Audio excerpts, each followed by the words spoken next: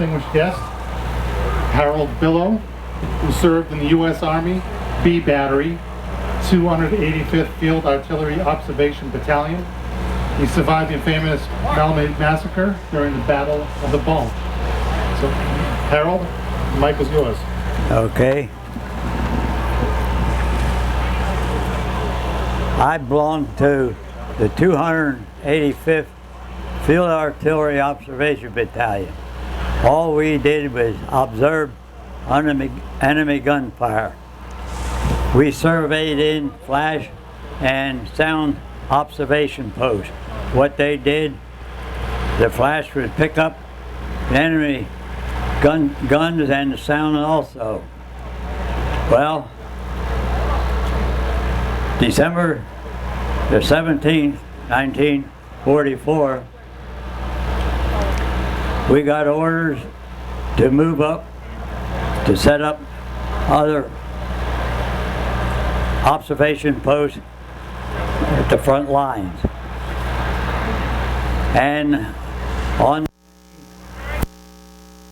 we were supposed to be going to a place called St. Vith, which we never got there.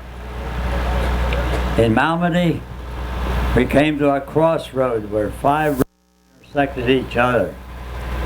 We were supposed to go straight ahead on N23, and up from my left, our left, comes this German Panzer Division.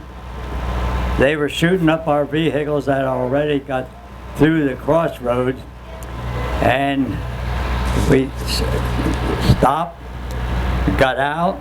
Germans came back, rounded us up, took us up the road. They put us in the field. But before we got to the crossroads, the 291st Engineer Battalion, they had a roadblock set up with on each side of this road there was huge trees, and they had them trees all lined up with TNT to blow in case the Germans would have came down. They'd have never got through. Well, as these Germans were getting us guys up and putting us in this field, this German column was still coming up from our left, shooting our vehicles up. And one of the tanks in the column stopped out in front of the field. After he stopped, he set up 2 machine guns on top of the tank. Then a German pulled up in a command car, and he stood up and he took a shot, shot one guy on the right side of me. Then he took another shot, shot a guy on the left side of me. Then he hollered something, and when he did, these 2 machine guns, point blank, raked the field with machine guns, tried to kill everybody in this field. There was approximately 150 of us, and that kept going for a while. And after they stopped, then the Germans walked through the field, and anybody that showed signs of life, they point blank shoot them through the head to finish them off. I laid there as soon as the machine gun started firing, went down, flat down, face down, played dead for quite a while. But then, like I said, the Germans kept going through, and anybody that showed signs of life, they'd point blank shoot them through the head to finish them off. There was a medic close to me bandaging a guy up, and after he had them bandaged up, he shot them both, finished them off. Some people said about how I managed to play dead that long and not to breathe. I said, you wouldn't believe how little I inhaled and exhaled that day, so they didn't see the steam coming out of my mouth. After quite a while, after everything quieted down, One guy, I can still hear him say, "Come on, let's get out of here." So all those that were able to run yet, some of them were pretty well wounded, some weren't.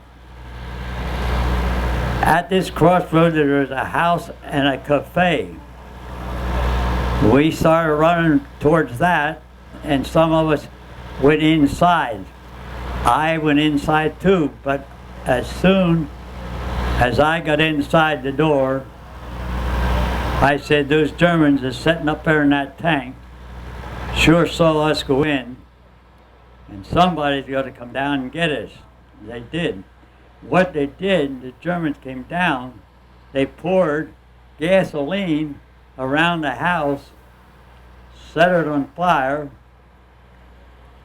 and as the people and GIs all come running out, they mowed them down. When I took off, I went across the roads to the hedgerows to keep out of line of fire from that tank, because as we did, those guys on top of the tank with the machine guns were spraying us, trying to get us. I had looked down for a little bit and I saw the dirt kicking up close to me. That's how close I was to getting hit.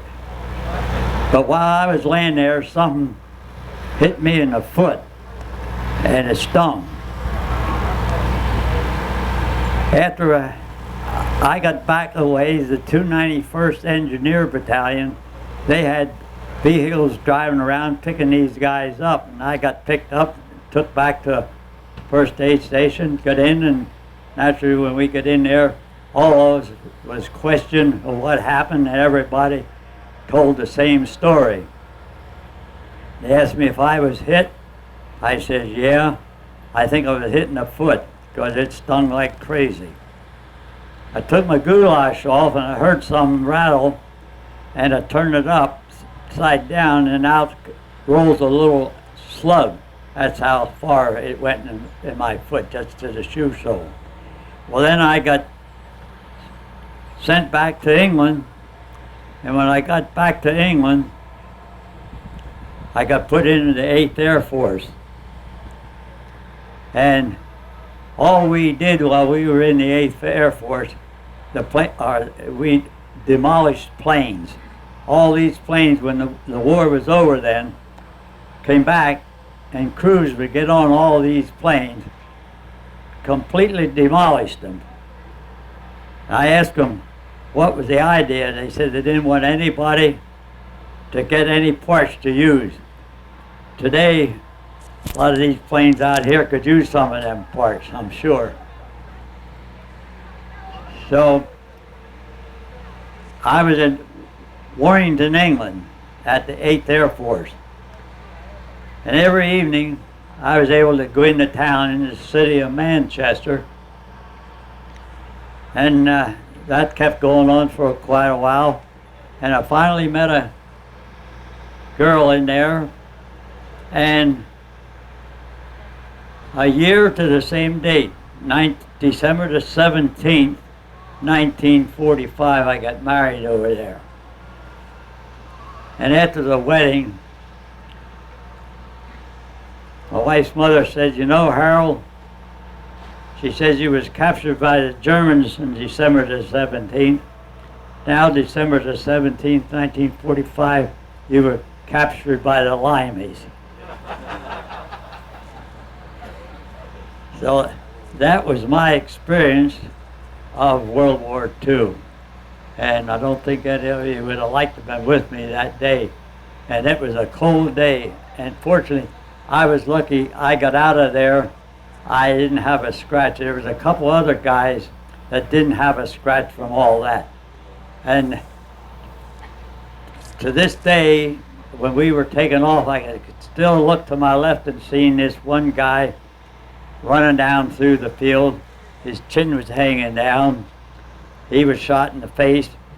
But I did find out later on that he managed to get back to the States, survived, but he's long gone. And right now, out of that, well, before I go any further, what I do on Memorial Day and Veterans Day at my house, out in my front yard, I put 87 flags. They're all lined up in a row. No matter which way you look at them, they're in a straight line. And when I first put them up, I had no idea what to say about them. Someone asked me, well, why don't you say that each one of those flags represents the guys that were killed that day. There was 87 killed at that massacre. And the people in Malmedy, they put up a stone wall, and on this stone wall there is 87 names. I have a lot of pictures of all that. I got pictures of the snow-covered bodies after it happened, because right after that happened, the next day, December the 18th, they had got the worst winter, the most snow that they said they ever had. And all these bodies were covered with snow.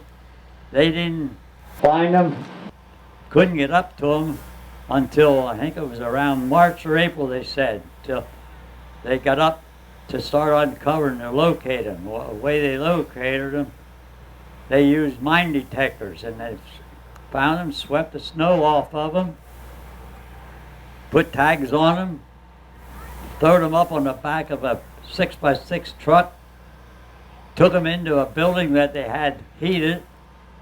They thawed them, declawed them, and a guy that wrote the book,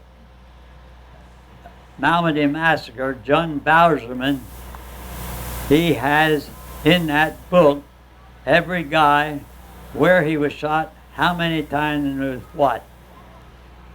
That is a good book. But then there's another book out called The Fatal Crossroads. Yeah, there's a guy over in the 110 now, he has them. That is a very good book about the Fatal Crossroads. And I've got my picture in a lot of different books that people wrote. And today somebody over there where I'm at said about this one movie that was on TV about the Battle of the Bulge. And if any of you saw it, it showed where the guys throwed up a tarp in back of a 6x6 truck, had 2 machine guns in the back of that truck shooting. That was so false that that guy should have dropped dead before he ever put that out. That wasn't true one bit. Showing that what it was is that German tank out in front of us shooting us with machine guns. There wasn't nobody in the back of a pickup truck. So I guess that's about my story. And like I said, there's only 2 of us left. Ted Paluch is over in the hangar with me, and we're the only 2 anymore out of the 187 that survived that Malmedy Massacre. So that's about all I can tell you.